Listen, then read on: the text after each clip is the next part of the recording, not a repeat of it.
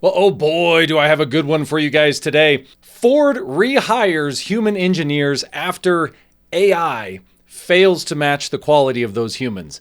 This is such a great day for many of you out there in the audience that truly believe vehicle quality has gotten terrible from about, I'd say 2020 on until now. It's just gotten worse. And many people, I see so many comments, people saying, dude, you're just doing this for clicks. It's just for social media. Cars aren't actually worse than they were before. Even companies like Ford are admitting it. This is actually what they've been doing. They've been simulating testing and quality assurance, not actually performing it, which is why we've seen so many problems. This is not just Ford's problem. So here's the article from the BBC. Ford rehires human engineers after AI fails to match quality checks. So this is how they got there. And this is what everybody keeps telling you and others in the news, AI is going to take your job. Well, they tried it in these auto manufacturers. They tried getting rid of a bunch of expensive engineers and replace them with software. It didn't work out so well. It says, in a bid to reap the benefits of tech, which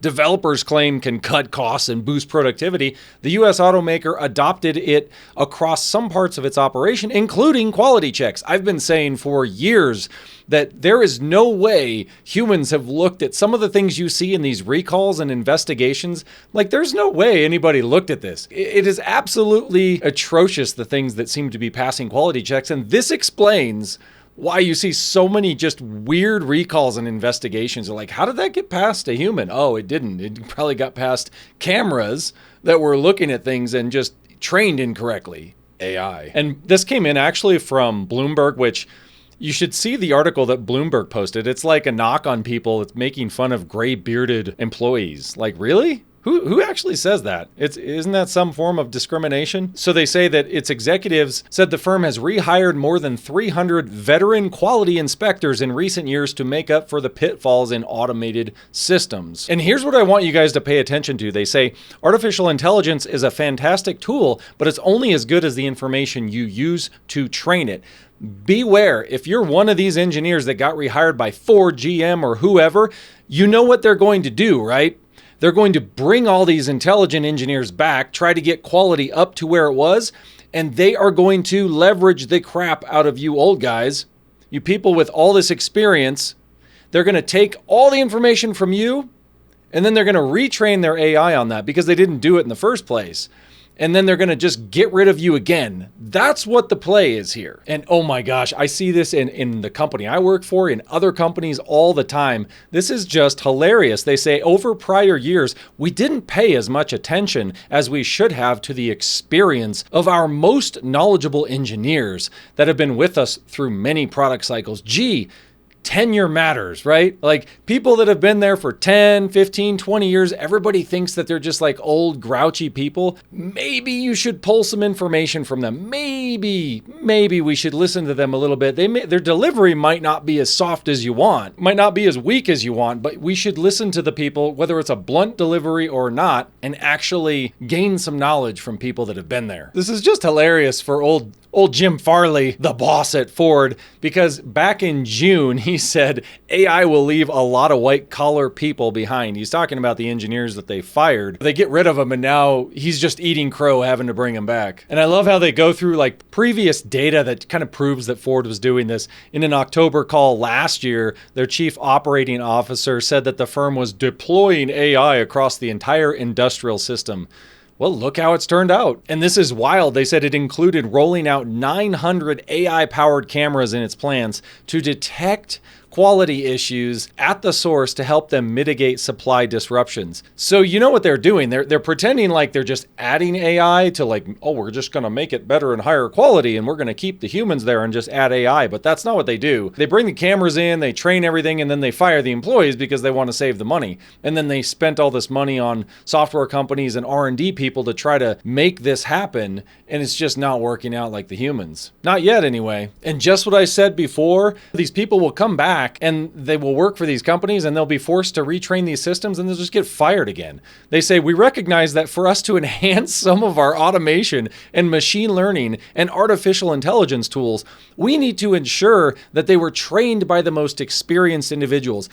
How idiotic can these Ford execs be that they're basically admitting that initially they didn't train them with their most experienced people? Apparently they just got rid of them because they're saying, well, now we want to pull them back in and retrain based on our most experienced. The fact that they didn't do that should send a signal to everybody that they have no clue what they're doing. I don't think any of this would have come out into the news. Ford admitted all of this because they just got like a top index rating. I don't know what benchmark it was, but they were ranked like the highest vehicle quality now. And they bragged about it and said, well, the number one thing that they did was that involved replacing, senior leaders across engineering, the supply chain and manufacturing, as well as hiring 300 veteran engineers. So they were bragging about how they were bringing that hard-earned wisdom of decades of design and knowledge back in, and that's why they got their quality back up. Be interesting to see what you guys think in the comments. And this is the headline from Bloomberg. Ford's AI hiccups lead car maker to rehire graybeard engineers. Dude, that's like the most disrespectful statement, as if a gray beard is a bad thing, right? You have some wisdom and you have some experience. Maybe people should listen. Maybe. And yes, I know it's not just Ford. It's companies like Volkswagen. Pretty much every company is saying the same thing. And look at how they brag about this idiocy. The value of artificial intelligence, no process without AI. Like, that's not a flex. I work with AI every single day at work. It's not necessarily a flex to say that it's in every part of your process. You actually have to think about where you're going to put it and do it properly. It can go off the rails so fast. And look at what Volkswagen says here.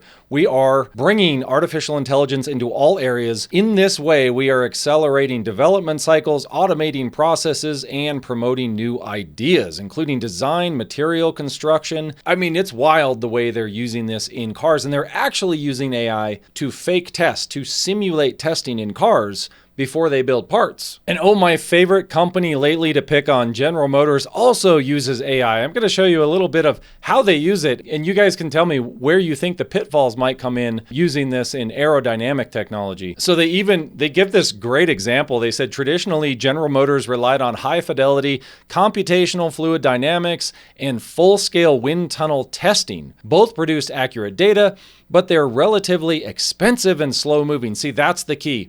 We have to make it cheaper. Why? Why does it always have to be cheaper at the expense of reliability or potential good testing? It's always the same answer. Well, it's cheaper. It's like that's the only trade-off they care about. It's cheaper, then do it. It's cheaper, then do it. Doesn't matter what the trade-off is. So in a normal scenario, they would make changes and move through a process, and they said it was sent back, might take days or weeks later to get feedback. Now they just simulate these results in like a fake wind tunnel with AI. It's all software-based. It's fake. And they use the simulations, and then they can just get instant feedback. They said it used to take about 2 weeks for us to do a full cycle of this sort of design and engineering iteration. Now we're looking at it being instant. So you just have to ask yourself, is this the same methodology GM takes to like build their 6.2 liters or whatever the problem is with all of these engines? Like, is this the problem? Because they're actually designing parts without testing. That's what's going on. It's not just in the aerodynamics department. They're probably applying this across every division. I'd love to hear what you guys think in the comments. Do you think that AI is ever going to get to the point where it can replace humans fully in the assembly line? I think it probably will, but it's going to have to be trained. And do we really want to train these things? I guess it's up to the workforce to stand up to this stuff. I mean, what are these unions doing, right?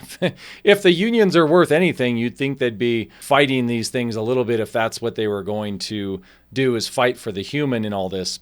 What's probably going to happen is AI is going to take over. They're just going to continue to pay some of these humans through lawsuits or whatever and just move on. Look at these recalls. These are just most recent recalls, June 30th, June 25th, and just read these titles. I mean, do these seem like issues that we used to have 15, 20 years ago? Not as much. I don't think it's as much, because what AI allows them to do is push forward faster. They simulate designs. They don't test it in the real world. And what they do is they end up iterating quicker, pushing new stuff out faster, and they think it's tested. And they end up doing final tests, like physical tests with these, but not nearly as much as they used to. And this is why we're going to continue to see these problems, because it's all software, automated. We're not getting real world testing like we used to, not at the levels we used to. Although with all these recalls and the engine problems, it's costing them billions of dollars to fix these problems that you have to wonder if they couldn't have been fixed from a little more